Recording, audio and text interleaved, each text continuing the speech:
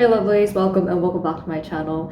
If you're new here, I am Saini Nadine. I'm a former financial journalist turned media and communication scholar. I finished my master's at the LSE in London and currently in Vancouver, Canada to embark on my doctoral research in EdTech. And today we're doing a little life update. Now, it has been a crazy summer, moving from one pole to the other. From day one of September, I'm starting to have lots of responsibilities, and it's kind of exciting, but at the same time overwhelming. And getting organized and planning ahead strategically is an absolute requirement for any academic work. So I'd like to cover a few different topics today. I have a lot of things that I need to time block and sort out, but first and foremost, the latest with my personal life. So I have sent out my July and August newsletter. If you are already subscribed to my newsletter, you probably have it in your mailbox already. If you haven't opened it yet, go ahead, check it out. It'll be a delightful little potpourri of information. Yeah, I actually injured my legs pretty badly while I was moving in Vancouver, and the current condition is pretty bad. I can't walk any more than 5 minutes a day, 10 minutes max, and I have to have ankle supports all the time, my knee support. Basically, the pain is so acute that I haven't been able to walk for the past 2 weeks. I literally broke down in the middle of the SkyTrain station, and I was feeling pretty desperate.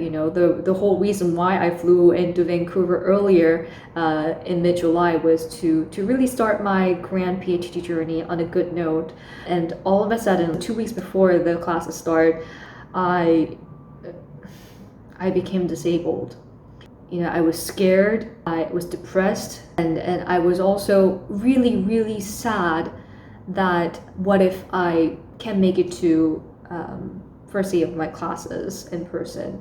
So I saw a doctor here, and I'm currently seeking accommodation from the disability center within our institution. And here are some lessons that I wanted to share with you.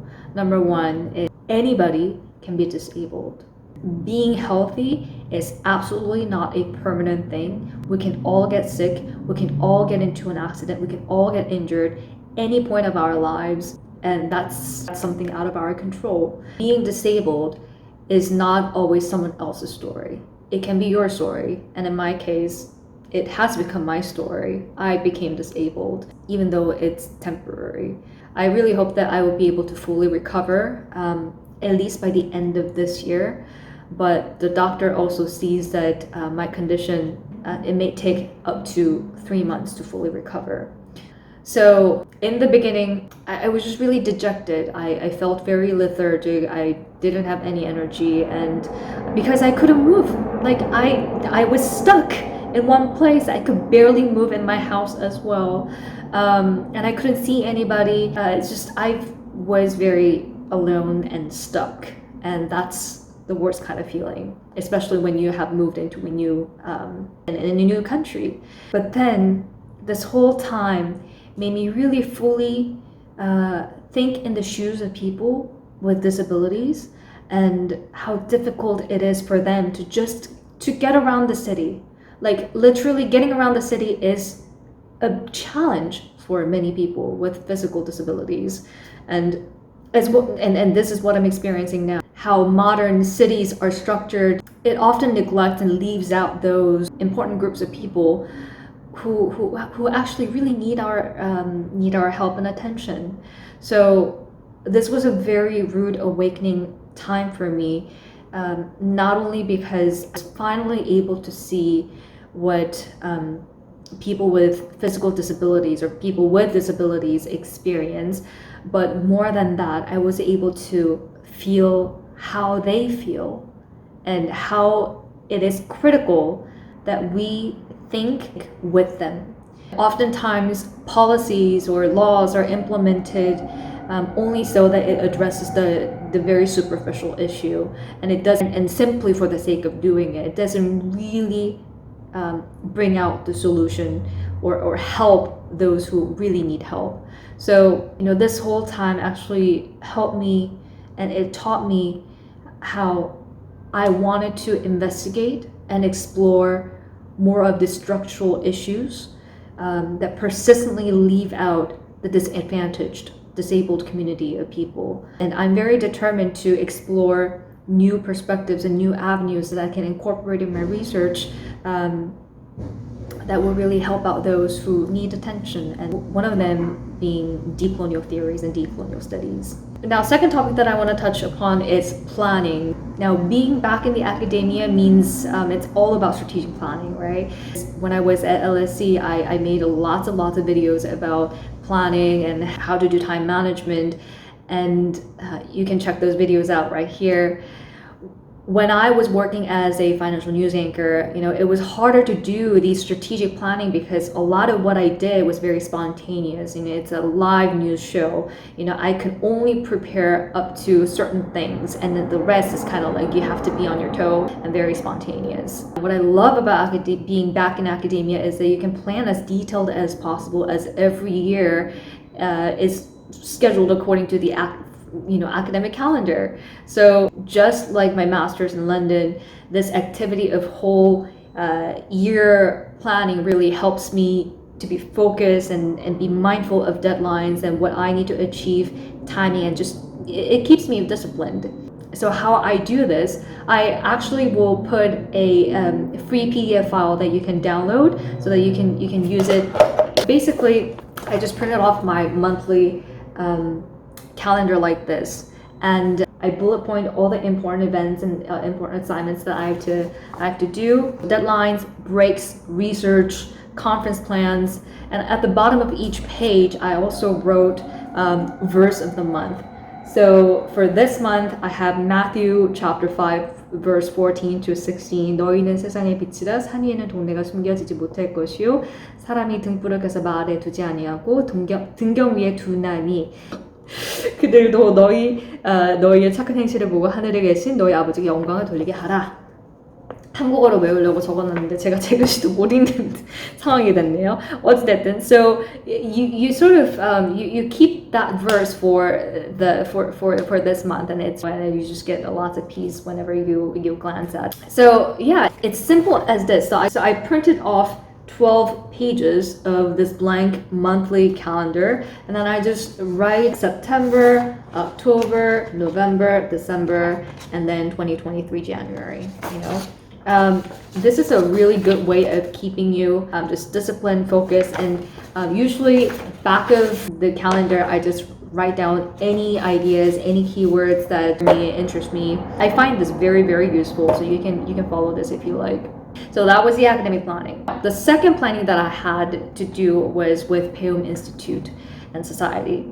Now, I have just updated my website page of the Baeum Institute and Society, where the mission and vision have been newly stated: engage people around the world, create an impact-oriented education community and environment, and where students can experience the joy of learning and further become influencers and leaders in their own areas. That's what we want to do with the Baeum Institute and Society. So in order to achieve that mission, so I have the following three specific courses and actions that I want to take for the year 2022 to 2023. So first, a study with me session. I have shared on my community chat. I will do like live check-in, live check-out, keep each other accountable by sharing what we need to do during the session. And then we just study together for an hour or two together. So I will spontaneously just turn on these live sessions. So you can just come in, say hi, and then we work together. So it'll be like a global study with me session. The second thing is morning routine challenge. This is something that I also shared in my newsletter. I shared 5 specific habits that I've been practicing every morning to keep myself disciplined and healthy. And we can do these challenges together via Instagram and Twitter and whatever social media platforms that we have. Number 3, grad school workshop sessions. Now, usually December is the month when you apply for grad schools in North America, master's and PhD. And in the UK, it's a little bit later, up to January to February. So I'm gonna try to help out people via giving workshop sessions to increase access to education to all, because one thing that we have learned through COVID is that the more and more educational opportunities are decreasing for people with disadvantaged backgrounds, and especially international students who are so talented, who deserve to receive education, and they just don't have the access. And I want to be able to help out them. So that's the third plan on my mind. Plus some online lectures, training such as leadership 있게 발표하는 방법, 승리하는 communication, mind and 대화법, 매력적으로 발표하는 목소리 training. These are a work in progress, so I will keep you posted. And if any of this sounds interesting to you, then please share your opinions through the comments down below, because it will really help me to refine how I'm going to do the curriculum for each and every one of these trainings. Fourthly, my book writing planning. So now this has been going very slowly than I thought. I have shared with you on my Instagram that I have started writing my third book. This is 이전까지 발표됐던 책들과는 조금 다른 결의 책일 거예요. 왜냐하면 I am publishing this with a Christian publisher. So the overall 결 of the book is very much faith-based. But it can be applied to any phases of life, and even if you're not a believer. So I'll keep you posted. 지극히 개인적이면서도 개인적 이야기는 최대한 많이 담기지 않은 책이 될 거예요. So so if you're interested to find out, follow along my Instagram, and I'll share more. And number 5, social media planning.